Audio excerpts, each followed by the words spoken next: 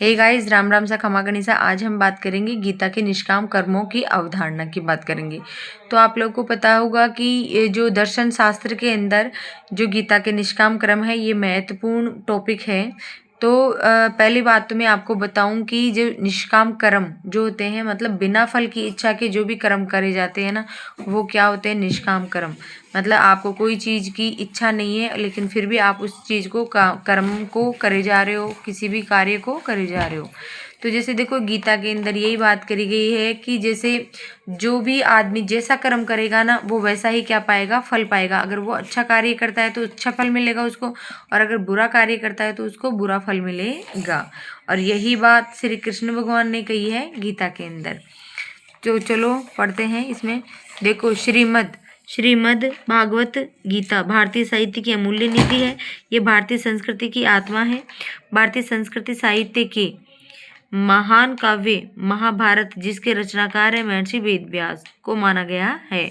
महाभारत के विश्व पर्व के 25वें से 42वें अध्याय तक का भाग श्रीमद् भागवत गीता कहलाता है। तो कहाँ से लेकर के कहाँ तक? 25 से लेकर के 42 तक। फिर उसके बाद में श्रीमद् भागवत गीता महाभारत का एक भाग है। यह मूलतः संस्कृत भाषा में रचित है। इसमें 18 अध्याय तथा 700 श्लोक हैं। तो देखो, जो भागवत गीता है ना, ये एक महाभारत का ही एक मतलब पाठ है, जिसको संस्कृत भाषा में रचा गया है, और 18 अध्याय इसमें और 700 श्लोक है। क्योंकि ये क्वेश्चन बन सकता है यहाँ पर कि भागवत गीता किसका भाग है। फिर आगे, श्रीमद् भागवत गीता को संक्षेप में गीता कहा गया है।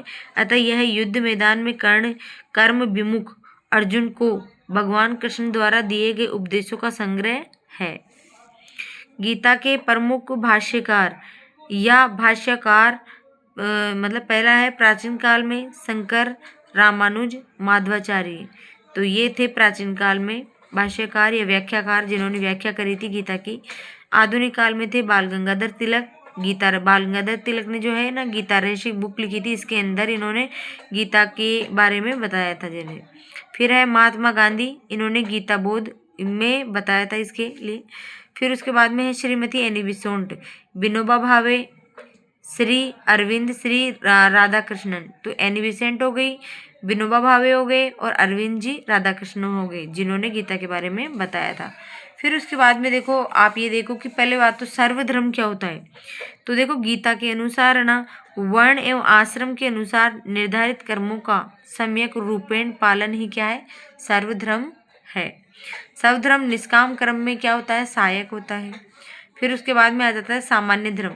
सामान्य धर्म की क्या व्याख्या दे रखी है इसमें कि गीता के अनुसार सभी वर्णों व आश्रमों में समान रूप से मान्य धर्म ही मान्य धर्म है।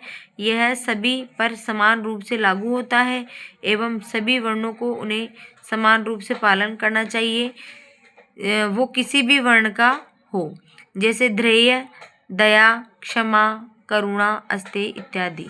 ठीक है। उसके बाद में है विशेष धर्म। विशेष धर्म वर्णाश्रम के अनुसार प्रत्येक व्यक्ति को उनके गुण कर्म के अनुसार निर्धारित वर्ण के निर्धारित कर्तव्यों का पालन करना विशेष धर्म है, जैसे अध्ययन, अध्यापन, युद्ध, वाणिज्य गतिविधियां, वार्ता या कृषि सेवा कार्य इत्यादि। फिर उसके बाद में बात करते हैं वर्ण की। वर्ण में देखो, वैदिक साहित्य में चतुर्वर्ण व्यवस्था का उल्लेख मिलता है। फिर उसके बाद में हम बात करते हैं, देखो यहाँ पे कि ऋग्वेद के पुरुष युक्त में 4 वर्ग थे, ब्राह्मण, क्षत्रिय, वैश्य, शूद्र। सबसे नीचे का था ना, ये शूद्र था, जो इसको दास माना गया था। जैसे ब्राह्मण थे, ये सबसे ऊंचे थे। फिर उसके बाद क्षत्रिय युद्ध लड़ने वाले थे, और ये वैश्य हो गए। ठीक है। उसके बाद में है कि इनकी उत्पत्ति विराट पुरुष के कर्म से, मुख मतलब ब्राह्मण की तो मुख से हुई है, क्षत्रिय की जंघा से हुई है उत्पत्ति, वैश्य की उदर से हुई है, और शूद्र की जो थी पैर से हुई है, और इसको वैसे भी दास माना गया है। गीता भी चतुर्वर्ण व्यवस्था को स्वीकार करती है। तो गीता भी किसको? इसी चतुर्वर्ण व्यवस्था को स्वीकार करती है। अब बात करते हैं आश्रम की। देखो, आश्रम में है वैदिक साहित्य में जीवन काल को वैज्ञानिक विभाजन कर अवस्था अनुसार कर्तव्य के निर्धारण की व्यवस्था आश्रम धर्म क्या कहलाता है।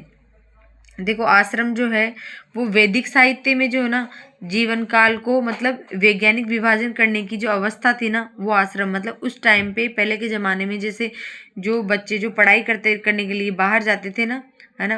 मतलब आश्रमों में जाते थे, जैसे पहले ये नहीं थी, जैसे आज की तरह स्कूल नहीं थी, पहले आश्रमों में जाते थे। वहाँ पर जैसे मतलब 25 साल तक जीरो से लेकर के, मतलब ये मान के चलो 0 से लेकर के 25 साल तक का काल माना जाता है ब्रह्मचर्य।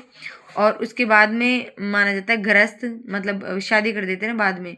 फिर उसके बाद में आता है वानप्रस्थ, फिर उसके बाद में आता है संन्यास। तो जैसे ये 4 जो है ना आश्रम, मतलब आश्रम पूछ सकता है क्रम से कि कौन कितने आश्रम हैं और कौन कौन से हैं। ये ब्रह्मचर्य आश्रम, गृहस्थ आश्रम, वानप्रस्थ आश्रम व संन्यास आश्रम। इनमें से सबसे बाद का कौन सा है? संन्यास। पहले का पूछ ले, ठीक है। उसके बाद में है वर्णाश्रम धर्म। वो ये क्या है वर्णाश्रम धर्म? ये है वर्ण एवं आश्रम के अनुसार निर्धारित किए हुए कर्मों का पालन करना ही क्या है? वर्णाश्रम धर्म है। यही वर्णाश्रम धर्म है संपूर्ण सामाजिक कर्तव्यों के वर्गीकरण का आधार वर्णोश्रम धर्म ही है। उसके बाद हम बात करते हैं सर्वधर्म सर्वधर्म की अवधारणा। तो देखो गीता में उपदिष्ट सर्वधर्म से आशय वर्णाश्रम धर्म से ही है। महाकाव्य काल में समाज 4 वर्णों ब्राह्मण, क्षत्रिय, वैश्य व शूद्र तथा जीवन साथी जीवन 4 आश्रमों में कर्मश ब्रह्मचर्य में, गृहस्थ में, वानप्रस्थ में, संन्यास में आश्रम विभाजित किया था। प्रत्येक व्यक्ति के कर्तव्य उसके वर्णाश्रम द्वारा सुनिश्चित थे। वर्णाश्रम के अनुसार निर्धारित क्रमों की को निष्काल भाव से ही करना ही गीता के अनुसार सर्वधर्म है। आगे देखो कि सर्वधर्म के अतिरिक्त जो है मानव को दया, क्षमा, धैर्य, सत्य, अस्तेय, अपरिग्रह इत्यादि सामान्य धर्म का भी पालन करना चाहिए। तो ये सही है कि जैसे इन सब का पालन आदमी को करना चाहिए। फिर उसके बाद में है चातुर्व्य मया सृष्टम गुण कर्म है विवागशम, ठीक है। श्री कृष्ण के अनुसार, मतलब इसकी वो बता रहा है, अर्थ बता रहा है कि श्री कृष्ण के अनुसार गुण व कर्म पर आधारित वर्ण व्यवस्था ईश्वरीय विधान है। अतः वर्णाश्रम धर्म का उल्लंघन पाप है। सर्वधर्म का पालन पुण्य है। जो व्यक्ति कर्तव्यों की भावना से प्रेरित होकर सर्वधर्म का पालन करता है यह कर्मयोगी है और सर्वधर्म का पालन करता हुआ परम पद प्राप्त करता है। इस संबंध में गीता में श्री कृष्ण ने अर्जुन से कहा कि धर्म में युद्ध के अतिरिक्त कोई दूसरा कल्याण कारक धर्म क्षत्रिय के लिए नहीं होता। यदि इस धर्म मय पुरुष को नहीं करेगा तो अपने धर्म या वंश को खोकर पाप को ही प्राप्त होता है। अतः सुख दुख, लाभ हानि, भय पराजय को समाप्त युद्ध कर इसमें मेरे तेरे सर्वधर्म का पालन करते हैं, मतलब इसके। तो अब बात करते हैं हम स्थिति प्रज्ञ की। देखो स्थिति प्रज्ञ जो है स्थित प्लस प्रज्ञ अर्थात स्थित है जो वृद्धि, ठीक है। वह मनुष्य जो मन की समस्त कामनाओं का परित्याग करके आत्मा में संतुष्ट रहता है। स्थिति प्रज्ञ या स्थिति प्रज्ञ के जीवन कल्याण